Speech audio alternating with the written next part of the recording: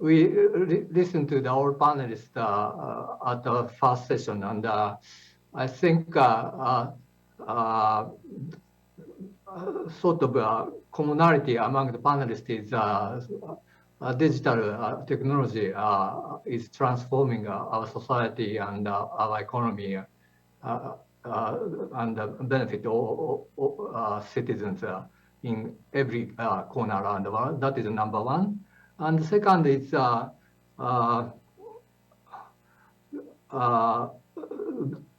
course, as Professor Huang mentioned, that there are policy issues collecting big data versus protecting privacy and cybersecurity, and also competition policy will play a critical role. And we need to have some balancing between the different objectives and different policies. That is a kind of number two issues.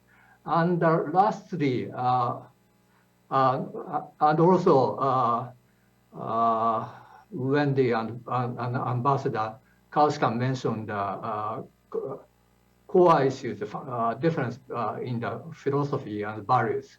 That's a kind of core in this discussion.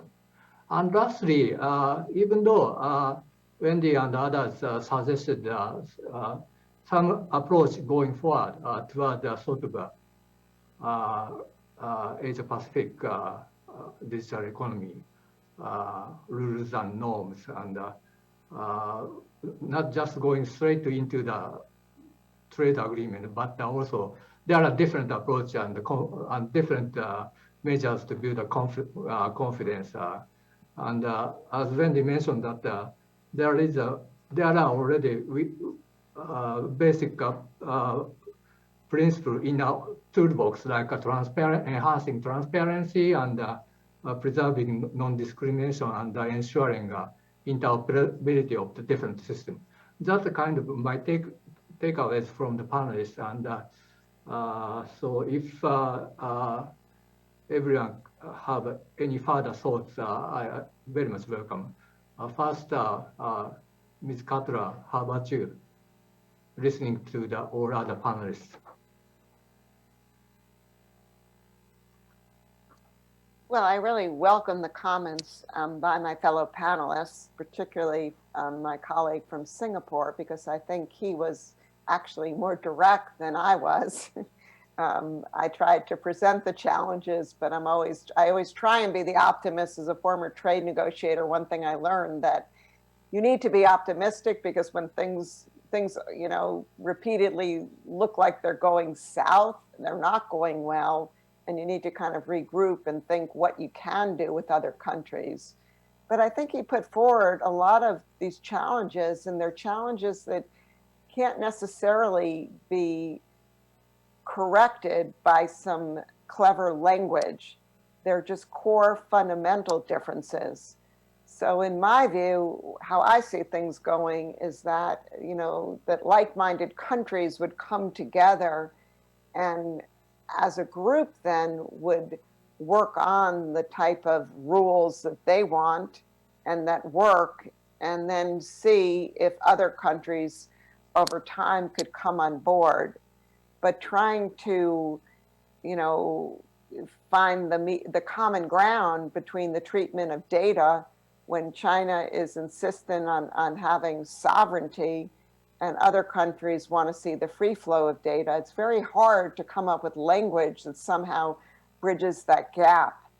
But one area where I think, there are probably some commonalities, and I was struck by the other panelists from China, is the whole area of kind of trade facilitation and SMEs and making it easier to do business on the digital platform. And I think what COVID has showed many businesses around the world, that in the COVID world, the reliance on digital tools and the availability of digital tools has allowed small and medium-sized enterprises to not only sell their products, but to market their products and to receive payments from their products and to invoice the other countries. And so part of me wonders if, we can work together on some of these trade facilitation aspects, which would make it easier for our small and medium-sized enterprises to really excel in this space. But in terms of trying to bridge differences on the treatment of data, even the data privacy issue, there's just, you know, very different core beliefs on how that privacy should be addressed, and also how the whole issue of national security pertains to this sector. And so again, you know, at the end of my slides, I put together some ideas of maybe ways we can approach this issue, but in no means do I underestimate the enormous challenges we face in going ahead in this space, trying to bridge the differences between the digital regimes of countries like China, the US, and other countries. Thank you, Wendy, for your comment. Professor Huang, how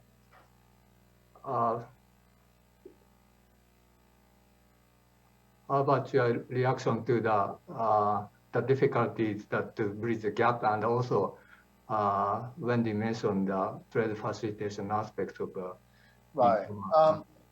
Well, I'm not a political scientist, so I certainly would not be in a position to comment on narrowing the political gaps. As an economist, I would say what I can see is political regimes aren't going to change quickly or as other people wish.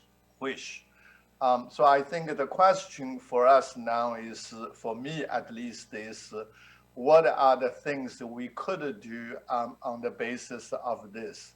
You can't just expect everybody to come onto exactly the same political regime before we can do any businesses. So this is why I think Wendy's comment about finding some opportunities to collaborate, cooperate is very important. Financial inclusion, reducing income inequality, and support SME is only one such area. I also think that there are lots of what we can define as more technical aspect of the policies. So for instance, what Nabi-san mentioned a couple of times, data policy. I think we can talk about these issues. What is the proper degree of protection of individual privacy? How should we define the ownership of data? What kind of information flow is necessary to facilitate international digital economy? Even about when we talk about economic security and even national security, I think we can talk about what are the things that we can do and what are the things that we could not do. So I think what is mostly important, there are two things if we really want to make it international. Number one is a kind of a platform, a think tank, to talk about all these issues and share with these ideas. Potentially, we can find some common ground. And I think the globalization based on digital technology I envisioned earlier probably will take some time. It's not going to happen tomorrow. But we all need to make progress in that direction. And by the way, I don't think the Chinese policy is just like a steady state. You can look at what is happening last 10 years in the digital economy in China. It's also transforming. So I do think some kind of international mechanism for dialogues, for policy exploration would be very important. The other thing I think would also be very important is perhaps to look for some kind of technical cooperation, because eventually when you talk about the data policy, when you talk about economic security and regulation, you will need a technical capability. So I'm not sure if we will need some kind of international platforms or at least international forums. Like in the financial industry, we have an IMF, we have FSB, and so on. They'll help with the technical part of the policy issues and standardize the policies across the countries. So my main response is I do acknowledge there are some differences, and some of the differences are not going to go away easily. But hopefully there will be ways for all countries to cooperate together. And I think that's probably the best outcome for everybody. Thank you very much, Professor Huang. Before turning back to Ambassador, Ms. Cutler, do you have any reaction to the Professor Huang? You also put forward an idea of an international organization for digital economy. If you have any reaction or to Professor's comments, please.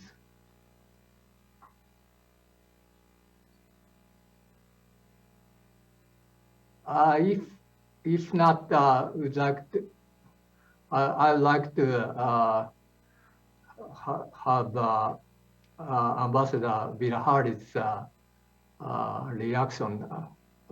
Ambassador, you are now, after listening to the other panelists, you are now a bit more optimistic. I am actually a bit more optimistic after listening to Wendy Cutler and Professor Huang. It seems, if I've understood what both of them have said correctly, some kind of digital governance regime in a narrow domain such as trade facilitation is probably doable, right? But I don't think, unless we are content to keep the regime narrow, we can forever circle around the core issue, which is, as I described it in my opening remarks. We can't avoid it forever if we are going to be a little bit more ambitious than something very specific and narrow in focus. And that's because I quite agree with Professor Huang that political systems are not going to change. And in fact, I'll go even further and say that change is not desirable because change is not always for the better. You know? And now that I think of it, I think while the core difference of interests and values is between, say, the US, its friends and allies on one side, and Singapore and China on the other, even that, now that I think of it, I think even my own country, Singapore, would be more comfortable with a regime of data flow that is somewhat more restrictive than what the US would be considered ideal. And that's probably true of, when I think around my own region, of other ASEAN countries as well. The extent, the degree will differ from place to place and perhaps even on issue to issue. But these are fundamental things that cannot be avoided. However, having listened to the two other panelists, and I thank them for this, I am a little less pessimistic than I was before we started this session. Thank you very much. A little less pessimistic. That's very good to hear that. Thank you very much, Ambassador. And thank you, Ms. Cutler, and thank you, Professor Huang, and thank you, Ambassador Bilahari KAUSIKAN.